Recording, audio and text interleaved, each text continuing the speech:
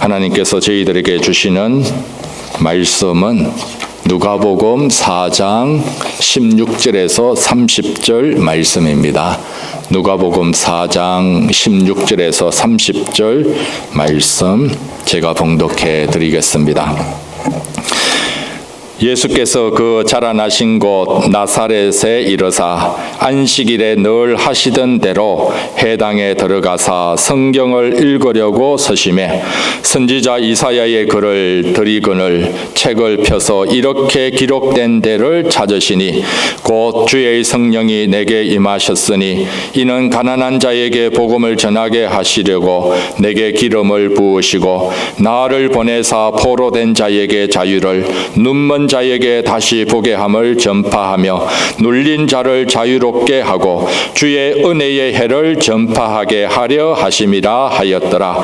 책을 덮어 그 맡은 자에게 주시고 앉으시니 회당에 있는 자들이 다 주목하여 보더라.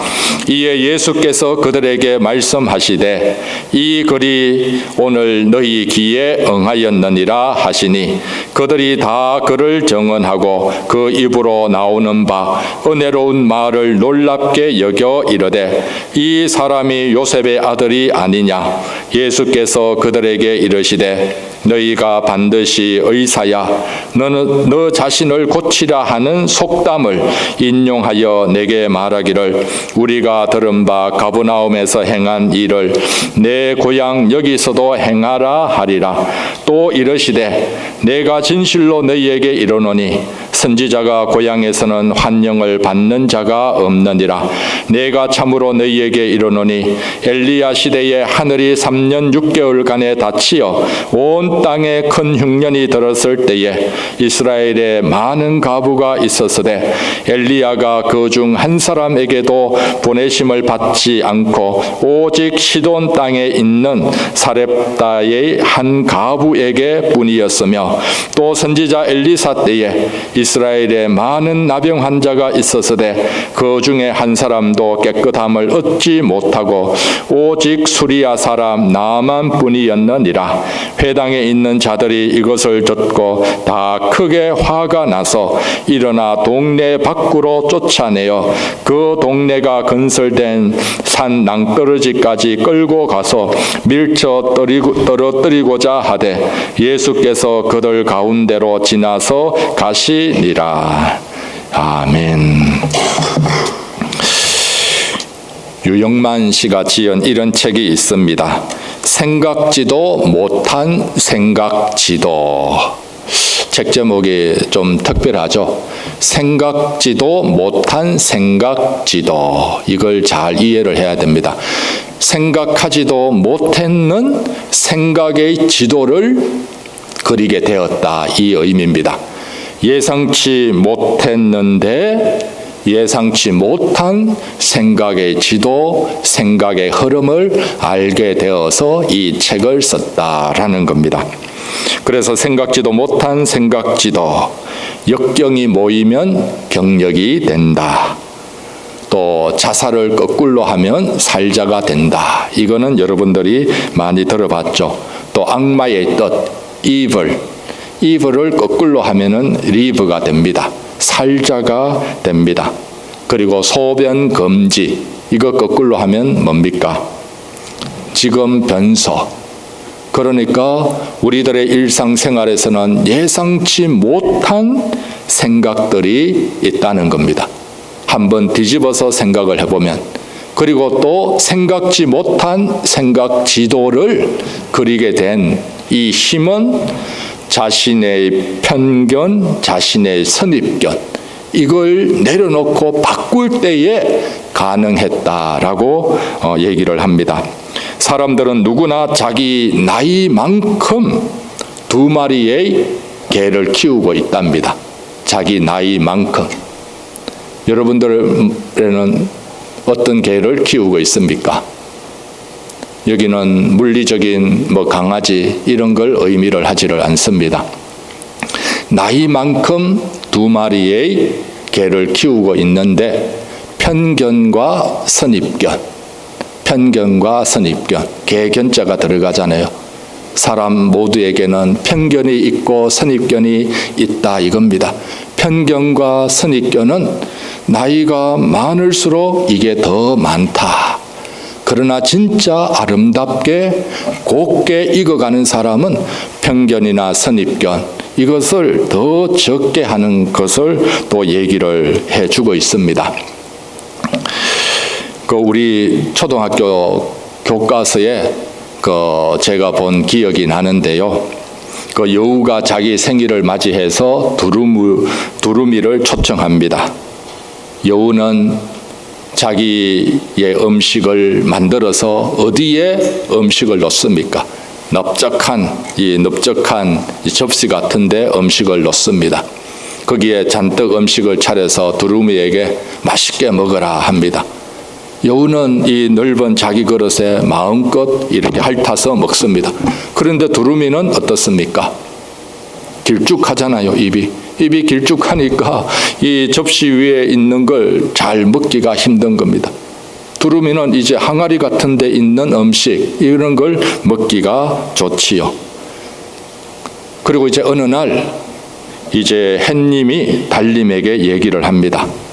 사람들은 왜 이렇게 바쁘게 일만 하는가? 햇님이 볼 때에 사람은 일만 하는 겁니다.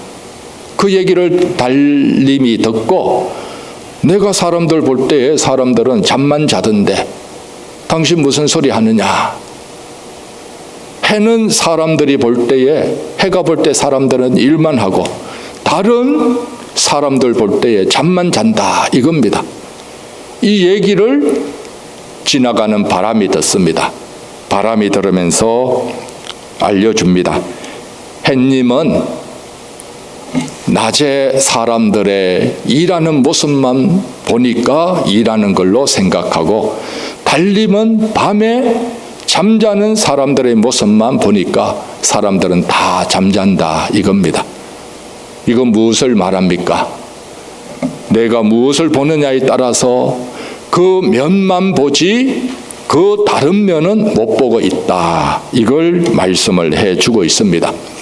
해는 사람들은 왜 피곤하게 일만 하냐? 사람의 일부분만 보고 그렇게 판단을 해버리는 겁니다. 편견이 있고 선입견이 있는 거죠. 달님은 사람들이 잠자는 모습만 보고 사람은 게을러 터졌다. 이렇게 편견을 가지고 있는 것입니다. 우리 모든 사람에게는 편견이 있을 수가 있습니다. 100% 나는 편견을 안 가지고 있다. 선입견을 안 가지고 있다. 이거는 불가능하죠. 사람이기 때문에 어느 정도의 편견이나 선입견은 가지고 있을 수가 있습니다. 그러나 중요한 것은 이런 편견에 내 생각이 또 내 마음이 여기에 완전히 묶여져서는 안 된다라는 겁니다. 요즘 미국 사회도 때때로 어려움들이 많죠. 미국 사회에서도 이민자에 대해서 관용적인 정책을 펴는 정부가 있고 때로는 억압을 하는 것이 있는데 이것도 이제 하나의 편견에 의한 것이죠. 또 특별히 우리들은 신앙생활을 할 때에 편견과 선입견을 가지지 않는 것이 참으로 귀합니다. 특별히 예수님에 대해서 성경과 편이 가졌다. 예수님이 우리 안에 거하기가 힘듭니다. 또 교회에 대한 편견과 선입견 이게 크면은 교회를 잘못 오해를 하게 됩니다. 교회를 다니면서 교회를 오해하게 되고 교회를 다니는 은혜와 기쁨과 또한 축복을 제대로 받기가 힘들 수가 있습니다. 신앙생활하면서 우리들은 편견, 선입견 이런 것에 얽매이지 않아야 되는데 오늘 본문에는 이런 일들이 있는 그 내용이 나옵니다. 예수님이 안식일에 자기 고향 나사렛에 갔습니다. 나사렛에서 안식일에 회당에 초청받아서 많은 사람들이 있는 데서 예수님이 이제 성경 말씀을 읽고 이 성경 말씀이 드디어 이루어졌다라고 얘기를 합니다. 오늘의 이 말씀 우리가 보면은 18절에서부터 주의 성령이 내게 임하셨으니 이사야의 이 말씀이 드디어 이루어졌다라고 얘기를 합니다. 예수님이 말씀하신 이 약속이 이루어졌다는 것 엄청난 기쁨의 소식입니다. 엄청난 희망의 소식입니다. 가난한 자에게 복음이 전파되고 그리고 포로된 자에게 자유가, 눈먼 자에게 다시 보게 하는 것, 눌린 자에게 자유가 선포되고 그래서 주의 은혜의 해를 전파하는 것, 이런 놀라운 구약의 약속이 예수님을 통해 이루어졌다. 예수님의 메시아 되심을 예수님은 나사렛 자기 고향에서 선포를 합니다. 갈릴리에서는 귀신들이 하나님의 아들이라고 할 때 조용히 해, 딴 데 가서 얘기하지 마, 금지했습니다. 그러나 자기 동네에 와서는 예수님이 자기가 메시아이심을 회당에서 주신 구약 성경을 읽고 증거를 합니다. 그래서 이 말을 들은 고향 사람들은 어떻게 해야 됩니까? 예수님의 메시아 취임식에 대해서 예수님의 메시아로 오신 것 반갑게 맞이하고 환영하고 예수님을 향한 믿음이 더 깊어져야 되는데 거꾸로 되고 있습니다. 이런 예수님의 설교를 듣고 어떻게 하는가? 22절에 보면은 22절에 그들이 다 그를 정언하고 그 입으로 나오는 바 그 은혜로운 말을 놀랍게 여겨 이르되 이 사람이 요셉의 아들이 아니냐. 많은 사람들은 은혜를 받았지만 그런데 한편으로 생각해 보니까 이 사람이 우리가 아는 요셉의 아들이 아닌가, 이렇게 수군거립니다. 예수님이 요셉의 아들이 아니냐, 이 의미는 좋은 뜻일까요? 나쁜 뜻일까요? 좋은 의미로 얘기를 했을까요? 안 좋은 의미로 얘기를 했을까요?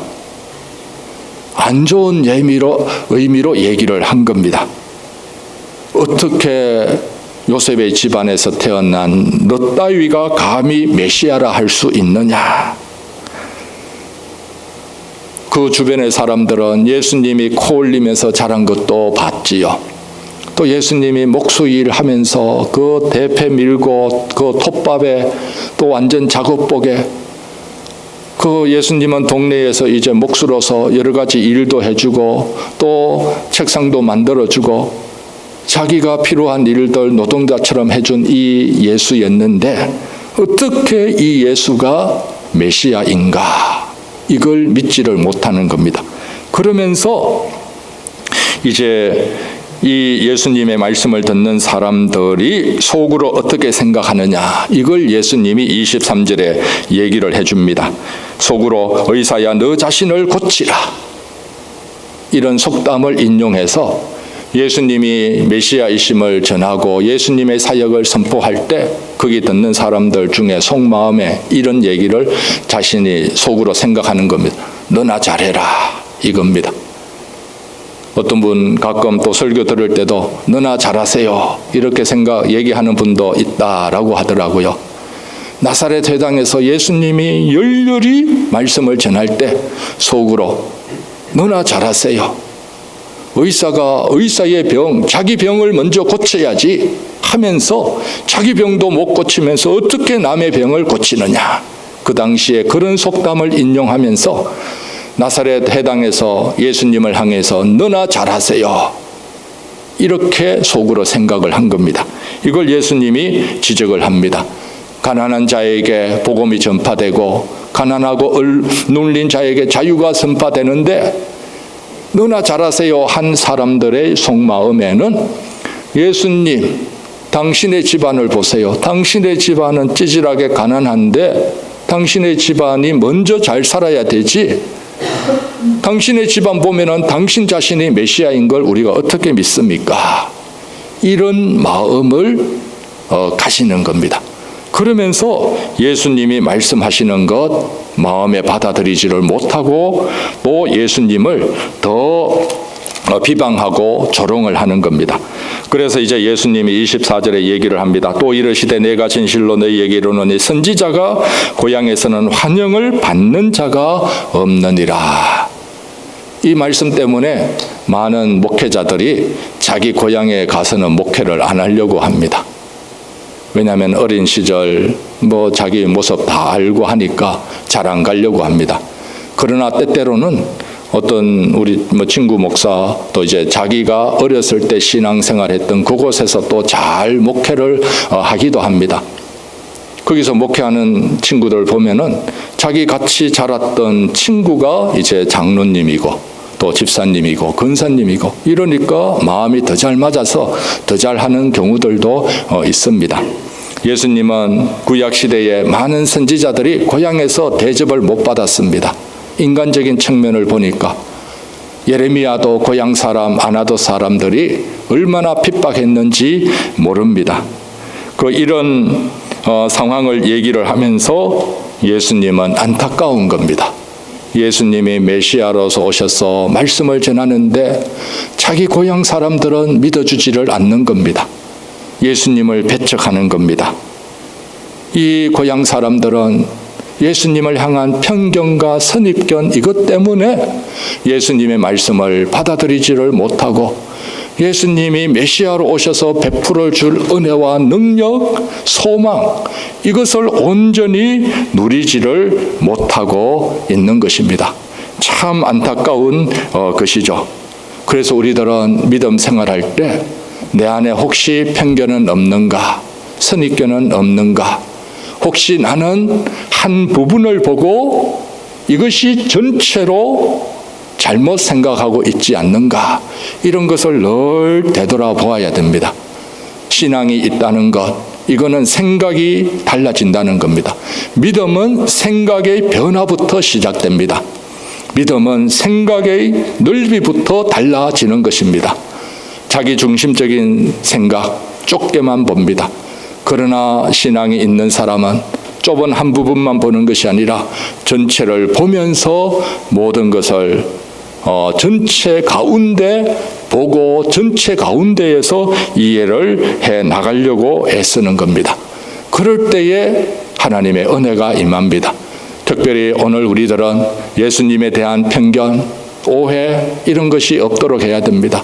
교회에 대해서도 그리고 우리들의 인생에 대해서도 우리의 인생 안 좋은 부분만 보고 하나님께 원망하면 누구 손해입니까? 우리 모두에게는 하나님이 주신 은혜도 있습니다. 때로는 고난도 있습니다. 이걸 다 보면서 우리들은 믿음 생활해 나가야 되는 겁니다. 그래서 전인격적인 사고, 생각이 귀한 겁니다. 나사렛의 고향 사람들이 예수님의 말씀을 제대로 못 받아들이니까 예수님은 이들의 편견을 깨우쳐 주고자 했습니다. 그리고 또 이들의 선입견을 깨고자 구약의 얘기를 해줍니다. 이것이 이제 바로 엘리야와 엘리사 시대의 사역에 대해서 얘기를 합니다. 엘리야 시대에 사렙다 가부가 있었고 그리고 엘리사 시대에 그리고 나아만의 문둥병이 나았다.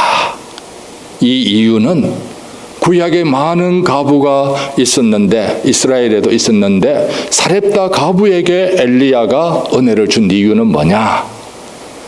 또 이스라엘에 많은 문둥병자가 있었는데 이들이 낫지 않고 이방인 나아만이 문둥병자의 해결 또 나은 이유는 뭐냐? 엘리야와 엘리사를 믿음으로 받아들였다라는 겁니다. 엘리야와 엘리사 그 당시의 편견이나 그 당시의 시대적 상황 속에서 모든 걸 물리치고 엘리사를 믿음으로 받아주고 순종할 때 이방인이라도 나음을 얻게 되고 하나님의 은혜를 얻었다라는 겁니다. 그러나 택한 이스라엘 백성이라도 엘리사와 엘리야에 대한 편견이나 또 사역을 인정하지 않을 때에는 엘리야와 엘리사의 능력이 그들에게 드러나지 않았다. 이걸 통해서 나사렛 고향 사람들에게 자신의 편견을 깨우치고 예수 그리스도께서 메시아이심을 믿을 수 있도록 말씀을 해 주셨습니다. 그런데 나사렛 고향 사람들은 반응이 어떻습니까? 여러분 같으면 어떻게 할 겁니까? 예수님이 이렇게까지 설득을 하면서 구약의 예를 들어서 설명을 하면 예수님, 저희의 생각이 짧았습니다. 저희들이 예수님을 몰라봤습니다. 이러면은 얼마나 좋겠습니까? 그런데 오히려 적반하장입니다. 28절에 보면은 회당에 있는 자들이 이것을 듣고 다 크게 화가 나서 일어나 이 예수님의 말씀을 듣고 씩씩거리는 겁니다. 예수님께 막 화를 냅니다. 누가 메시아이면 또 능력도 보여달라. 갈릴리 가버나움에서 보였던 능력 지금도 보여주고, 그러면서 자기를 욕한 것으로 생각을 해서 막 씩씩거리면서 다 크게 화가 나서 일어납니다. 일어나서 동네 밖으로 쫓아내요. 예수님을 회당에서 끌어내고 동네 밖으로 끌어내서 어디로 가느냐? 그 동네가 건설된 산 낭떠러지까지 끌고 가서 밀쳐 떨어뜨리고자 하는 겁니다. 참 여러분들 이해가 됩니까? 고향에 가서 예수님이 완전히 어려움을 당하는 겁니다. 정치인들도 어디서 가장 큰 힘을 얻습니까? 위로를 얻습니까? 자기 태어난 지역, 거기서 그래도 국회의원 출마합니다. 지역의 고향 사람들이 힘을 보태어야지 정계에도 입문을 하는데, 예수님은 메시아의 사역을 할 때 고향 사람들이 이해를 못하는 겁니다. 오히려 예수님을 죽이려고 하는 이런 상황 속에서 있습니다. 그래서 낭떠러지까지 끌려가는 거죠. 그래서 나사렛에 가보면은 절벽산이 있답니다. 그렇게 높지는 않습니다.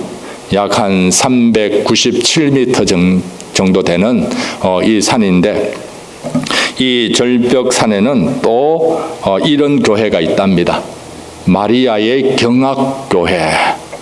마리아가 완전히 놀래갖고 이 두려움에 떨어서 완전히 이제 몸이 얼어붙은 그런 것이 있어서 그걸 기념하는 교회를 세웠답니다. 마리아의 경악교회. 마리아가 예수님 자기 아들이 사람들에게 의해 끌려서 이 산으로 올라가고 낭떠러지 이제 절벽 앞에 서니까 사람들이 밀치려고 하니까 엄마 마리아가 어떻습니까? 완전히 까무라치는 겁니다. 그러면서 놀래갖고 말도 못하고 완전히 얼어붙어 있는 겁니다. 이런 가운데 있게 되면서 많은 나사렛 사람들은 예수님께 내가 밀쳐보니까 당신 한번 절벽에서 뛰어내려서 너의 능력을 한번 보여달라 이겁니다. 절벽에서 뛰어내려 너의 능력을 보여달라. 이건 성경에 또 어디서 나오는 겁니까? 예수님 시험할 때 사탄이 그랬잖아요. 성전 꼭대기에서 뛰어내려 봐라. 그러면은 뛰어내려서 다치지 않으면 천사가 사뿐하게 받아줄 것 아니냐. 그러면 그걸 보는 사람들이 예수님은 메시아다, 능력이 있다, 하나님의 아들이다 칭송하고 찬송할 것 아니냐. 마귀가 그렇게 시험을 했습니다. 그러면 여러분들 어떻습니까? 여러분들 같으면 어떻게 하는 게 좋겠습니까? 예수님 자기를 알려주기 위해서 높은 곳에서 뛰어내리면은 하나님이 가만히 있겠어요? 다치지 않게 하고 슈퍼맨처럼 사뿐하게 딱 착지하면은 많은 사람들이 박수 칠 것 아닙니까? 그런데 예수님은 이렇게 하지를 않았습니다. 예수님은 쉬운 방법으로, 쉬운 길로 사람들을 설득하지를 않는 겁니다. 얼마든지 절벽에서 뛰어내려서 예수님의 능력을 보여줄 수 있었지만 예수님은 자신의 능력을 자기를 위해 그렇게 사용을 하지를 않았습니다. 그 대신에 예수님은 어떻게 합니까? 예수님은 그들 가운데로 지나서 가시니라. 사람들이 끌고 왔지만 밀치려고 하고 한번 떨어져 봐라. 그러나 예수님은 그들 가운데로 지나가 버립니다.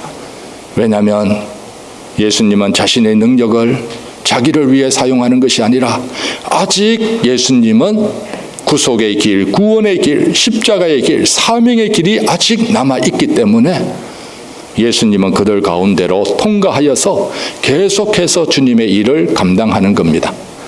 다 감당하고 나면은 예수님이 이제 다른 복음서에서는 이제 3년 공생애가 끝날 때에는 로마 군병이 찾아올 때 순순히 잡혀갑니다. 얼마든지 로마 군병을 물리칠 수 있었지만 그러나 사명의 길을 다 걸어왔고 또 이제 십자가의 길을 걸어갈 때가 되었기 때문에 예수님은 순순히 잡혀가지요. 그러나 이때는 예수님이 해야 될 일이 남아 있었기 때문에 이 사람들 앞에서 가운데로 그냥 지나가 버리는 겁니다. 지나가 버리면서 예수님은 사명의 길, 또 구원의 길을 더 이루어가는 모습을 보여주고 있습니다. 오늘 이런 누가복음의 이야기에서 우리들의 신앙생활은 어떻습니까? 우리들의 신앙생활은 꽃길일까요? 꽃길만 아닙니다. 때로는 험한 길도 있고 고난의 언덕도 있습니다. 때로는 사망의 음침한 골짜기도 다닐 때도 있습니다. 그러나 어떤 상황 속에서도 우리는 예수님에 대한 편견은 없어야 될 줄 믿습니다. 예수님의 한 부분만 보고 전체로 보는 것, 또 교회에 대해서 또 어떤 사건에 대해서 한 부분만 보고 전체로 오해하는 일은 없어야 될 줄 믿습니다. 이것이 바른 신앙의 길이 됩니다. 요즘 한국에서 유명한 분이 나타났습니다. 한때 이제 노량진 국가 공무원 시험 준비하는 곳에서 인력 스타 강사가 있습니다. 이 스타 강사가 지금 현 시국을 보니까 예전에는 자기는 노사모였고 그런데 한국 역사를 강의를 하고 지금 역사의 관점에서 비추어 볼 때 자기의 편견이 깨어졌다라는 겁니다. 그러면서 하여튼 지금 자기의 이 생각, 자기는 상식파다, 자기는 극우파도 아니고 극좌파도 아니고 자기는 상식파다 하면서 자기의 소신을 얘기하는 경우가 지금 있습니다. 오늘 우리들은 믿음 생활할 때 특별히 편견과 선입견이 아니라 우리는 사명의 길을 걸어가야 될 줄 믿습니다. 예수님도 사명의 길을 위하여 자신의 능력을 자기 인기를 위해 사용하지를 않았습니다. 또한 어려움도 사명의 길이 남아있기에 당당히 헤쳐나갔습니다. 오늘 우리들에게도 주님이 주신 사명이 있는 줄 믿습니다. 여러분들에게 주신 믿음의 직분도 하나님이 주신 이유가 있습니다. 이 주신 이유는 주신 사명이 있는 거고 이 불러주신 소명이 있고 사명이 있고 이 사명의 길을 우리들은 믿음으로 걸어가야 될 줄 믿습니다. 사도 바울도 매 맞아서 또 돌에 맞아서 죽게 되었을지라도 하나님이 살려주셔서 또 사명의 길 끝까지 달려가게 해주셨습니다.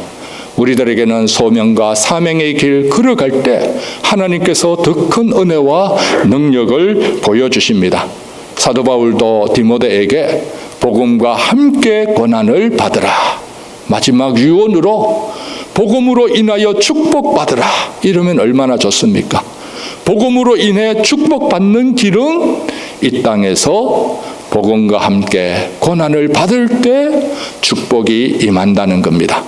오늘 우리들 주님이 주신 사명과 소명의 길 걸어갈 때 편견이 아니라 주님을 똑바로 바라보면서 우리들에게 주신 은혜의 길이 믿음의 길, 소망과 사명의 길로 더 든든히 우리들 앞에 펼쳐지고 열려지고 그 길을 성령께서 이끌어갈 때 성령 따라 행하는 주의 귀한 사람들 다 되시기를 바랍니다. 기도드리겠습니다. 하나님 아버지, 오늘 우리를 주님의 앞으로 인도해 주셔서 감사합니다. 주님 앞에서 날마다 겸손히 주님 따라가기를 원합니다. 주님을 더 주님답게 인정하며 살아가기를 원합니다. 말씀을 말씀대로 받아들이는 저희들 되게 하여 주시옵소서. 순수한 마음 주시옵소서. 깨끗하고 정결한 마음 주시옵소서. 그리하여 주님을 잘 따라가고 또 주님 주신 소명과 사명의 길 이루어 가도록 도와주시옵소서. 예수님 이름으로 기도드립니다. 아멘.